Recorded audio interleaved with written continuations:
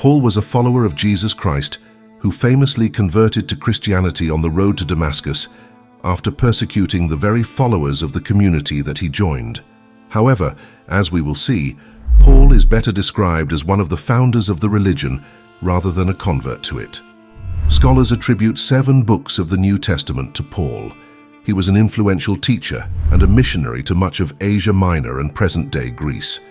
In the last century, scholars have come to appreciate Paul as the actual founder of the religious movement that would become Christianity. Paul was a diaspora Jew, a member of the party of the Pharisees, who experienced a revelation of the resurrected Jesus. After this experience, he traveled widely throughout the Eastern Roman Empire, spreading the good news that Jesus would soon return from heaven and usher in the reign of God, the kingdom. Paul was not establishing a new religion. He believed that his generation was the last before the end time when this age would be transformed. However, as time passed and Jesus did not return, the 2nd century church fathers turned to Paul's writings to validate what would ultimately be the creation of Christian dogma. Thus, Paul could be viewed as the founder of Christianity as a separate religion apart from Judaism. In Christian tradition, he is known as Paul of Tarsus, as this is where Luke says he was born. At the time, Tarsus was located in the province of Cilicia, now modern Turkey. However, Paul himself indicates that he was from the area of Damascus, which was in Syria. Luke has provided many of the standard elements in Paul's life, but most of these items stand in stark opposition to what Paul himself reveals in his letters. For instance, Luke claims that Paul grew up in Jerusalem, studying at the feet of many who would be considered the first rabbis of normative Judaism, and eventually becoming a member of the council, or the Sanhedrin. Paul himself says that he only visited Jerusalem twice, and even then his stay was a few days. What do we do about such contradictions? On the one hand, Luke has a very obvious agenda in his presentation of Paul as someone who willingly obeys any dictates from Jerusalem, consulting them constantly on how he should run his mission. On the other hand, Paul has an agenda as well, claiming that no one human told him what to do, but that it was the resurrected Christ who gave him the game plan. And so he continually dismisses any influence from Jerusalem in his overall activities. In the final analysis, it is usually best to consult Paul's letters over Luke's version in terms of historicity when it comes to both Paul's motivation and his actual work. In the New Testament, we have 14 letters traditionally assigned to Paul, but the scholarly consensus now holds that of the 14, 7 were written by Paul. The others were most likely written by a disciple of Paul's, using his name to carry authority. We understand these letters to be circumstantial, meaning they were never intended as systematic theology or as treatises on Christianity.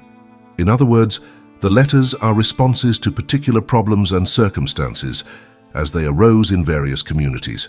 They were not written as universal dictates to serve as Christian ideology, but only came to have importance and significance over time. Paul was a Pharisee and claims that when it came to the law, he was more zealous and knew more about the law than anyone else. For the most part in his letters, the law at issue was the law of Moses. He was of the tribe of Benjamin. He has also become the most famous convert in history. Being struck blind on the road to Damascus has become a metaphor for sudden enlightenment and conversion. However, convert is not the most accurate term to be applied to him. Conversion assumes changing from one kind of belief to another. There are 2 problems with this concept as applied to Paul. 1. At the time, there was essentially no Christian religion for him to convert to. 2. Paul himself is ambiguous when it comes to understanding what he would have considered himself. When he says, "When among the Gentiles I acted as a Gentile, and when among the Jews I acted as Jew, I was all things to all men," it does not help us resolve the question. In talking about what happened to Paul, it is probably better to say that he was called by God, in the tradition of the calling of prophets of ancient Israel. In Galatians, Paul said he received a vision of the resurrected Jesus, who commissioned him to be the apostle to the Gentiles. This was crucial for Paul in terms of his authority. Everyone knew that he was never one of the inner circle, so a directive straight from Jesus was how Paul argued that he had as much authority as the earlier apostles. This is also crucially important in unraveling Paul's views of the law of Moses when it comes to his recruitment area, and something that should always be borne in mind when trying to analyze his views. Paul's call to be the apostle to the Gentiles was shocking because, as he freely admits, he had previously persecuted the Church of God. What a loaded sentence. Most scholars cannot agree on what this means. The first problem is with the word persecuted. In Greek, this could mean anything from heckling to throwing eggs to physical abuse.